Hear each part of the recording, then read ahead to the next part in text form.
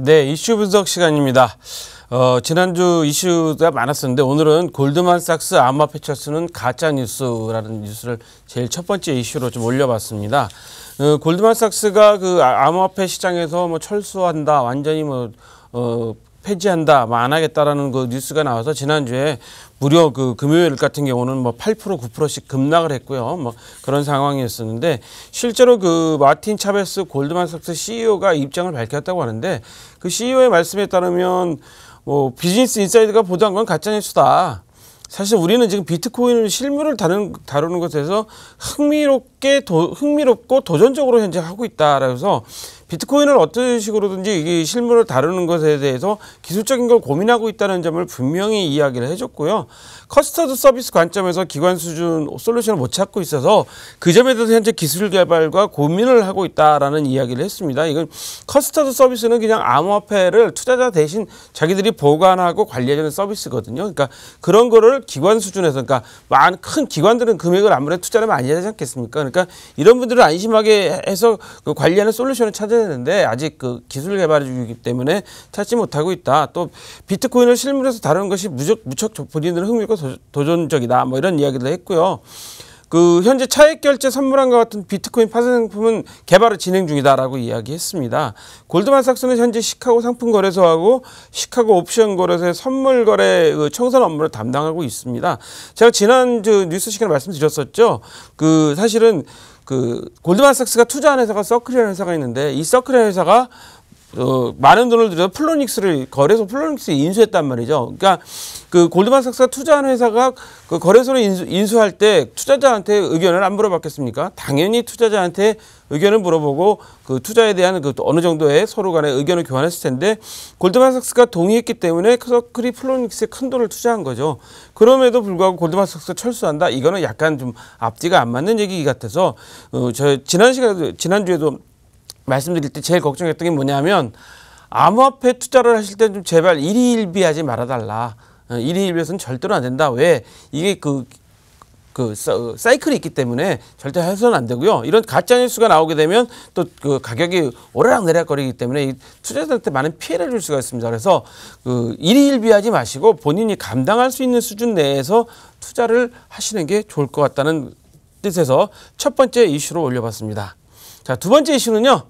더 이상 암호화폐 대박은 없다. 뭐 지금 일희일비하지 마시라는 그 분석과 비슷한 내용인데요. 누가 얘기했냐면요. 여러분들도 잘 아시는 비탈릭 부테린 이더리움 창시자죠. 이 사람이 이야기했다고 합니다. 얼마 전에 있던 회의에서 이야기했다는데 1000배 상승하는 기회는 앞으로 없을 것이다.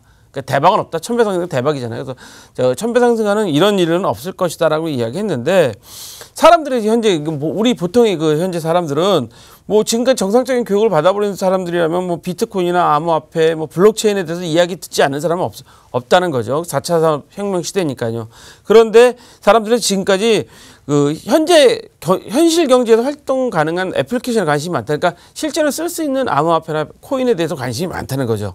그래서 지금까지 그 가격이 많이 오른 것은 6, 7년 동안 가격이 많이 오른 건 비트코인이 암호화폐 마케팅하고 외연 확장해서 사람들이 신경을 썼기 때문에 가격이 오른 것이지 더 이상 한꺼번에 1000%씩 오르는 그런 일은 생기지 않을 것이라는 것을 이분이 이야기했다는데요. 사실 전문가들도 2주년 주기로 지금 계속 상승과 하락을 반복하고 있으니까 이것을 잘 관심 있게 봐야 된다는 이야기를 했습니다. 그런데 그 재밌는 것은 뭐냐면요.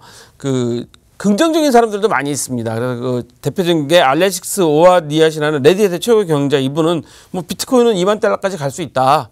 이더리움도 1,500달러까지 갈 것이다. 뭐 이렇게까지 1,500달러죠. 1,500억이 아니라 1,500달러까지 갈 것이라는 이야기를 했고요.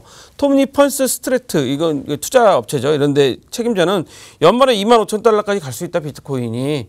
따라서 비트코인이 2020년에는 뭐 9만 달러까지 갈 수 있다는 주장했다는데 이건 이분들의 긍정적인 그 주장이긴 이죠. 그래서 저는 오히려 비탈릭 부테린의 이야기를 더 믿고 싶은 게 이제 사람들은 현실에 사용 가능한 그 화폐를 찾고 있기 때문에 굳이 뭐 더 큰 저기를 할 이유가 없다. 투자에 대해서 무리를 할 필요가 없기 때문에 부텔린 이야기대로 1000배의 상승 기회는 없다. 그러니까 대박은 나진 않지만 실제 현실에서 사용할 수 있는 화폐나 코인이 계속 나오고 있기 때문에 거기에 더 우리가 관심을 가져야 될 것 같아서 두 번째 이슈로 삼아봤습니다. 자, 세 번째 이슈는요. 중국 법원이 블록체인 기반의 증거를 인정했다. 뭐 이런 내용입니다. 중국 최고인민법원, 우리로 말하면 대법원이죠. 여기서 인터넷 법원의 정식 제목이 인터넷 법원의 소송 판결 새로운 규칙 공표, 신규칙 공표 이런 제목의 그 자료를 냈는데 중국 내 법률 분쟁에서 블록체인 증거를 공식적으로 인정하겠다라는 거죠. 그러니까 블록체인 기술로 저장된 블록체인 기술을 인정해 주는 게 아니라 블록체인 기술로 저장된 디지털 증거를 법적으로 인정해 주겠다는 거죠. 그러니까 법적 구속력이 있는 거죠. 그러니까 지금도 저희들 뭐 그 여러 가지 디지털 자료를 낼 때 보면 포렌식을 했니 이게 현재 그 맞네 안 맞네 이런 그 현재 그 법적인 조항들이 많이 있지 않습니까? 근데 중국 그 법원에서는 그래 그 블록체인 기술로 한 것도 인정해 주겠다. 그래서 증거에 전자 설명이 돼 있느냐, 또 합리적인 타임 스태프가 표시돼 있느냐, 그다음에 해시값이 있느냐 이런 것들에 따라서 법원에서 블록체인 기반 증거도 완전하게 인정해 주겠다고 했으니까 중국은 지금 뭐 암호화폐 거래소나 암호화폐 거래는 다 중단시켜 놓고 있지만 오히려 법원에서는 그 블록체인 기술로 된 것은 인정해 주겠다. 그러니까 기술 발전에 대해서는 좀 더 열심히 해라 뭐 이런 뜻인데요. 중국은 지방 도시마다도 또 이런 것도 있다고 합니다. 남부에 있는 중산시라는 데서는 가석방 범죄자들 추적하는 데 이제 블록체인 기술을 써서 가석방이나 보석으로 나온 사람들에 대해서 범죄자 최신 정보를 제공해 주는 그 서비스를 하고 있고요. 선전시에서는 여러분들 잘 아시는 선전시에서는 그 공인 영수증 파파오 위변조를 검증하는 데 사용하고 있다고 하니까 중국의 입장은 좀 다른 것 같습니다. 그래서 이 세 번째 이슈로 했고요. 자, 마지막 이슈는 간단하게 좀 설명드리는데 블록체인 확대하는 글로벌 IT 생태계 쉽게 말해서 IBM이 휴머니티오라는 회사와 협업으로 헬스케어 그 개인정보 자산업을 한다는데요. 블록체인에 저장하고 이것을 유통한다고 합니다. 근데 아시다시피 IBM은 현재 왓슨이라는 그 컴퓨터 그 현재 그 진단 시스템을 갖고 있지 않습니까? 그래서 IBM은 주로 이제 블록체인 기술로 헬스케어 쪽으로 이제 나가고 있는 것 같습니다. 그다음 트위터는 허위 정보나 그 사기 행위 방지 차원에서 도입을 한다고 하는데요.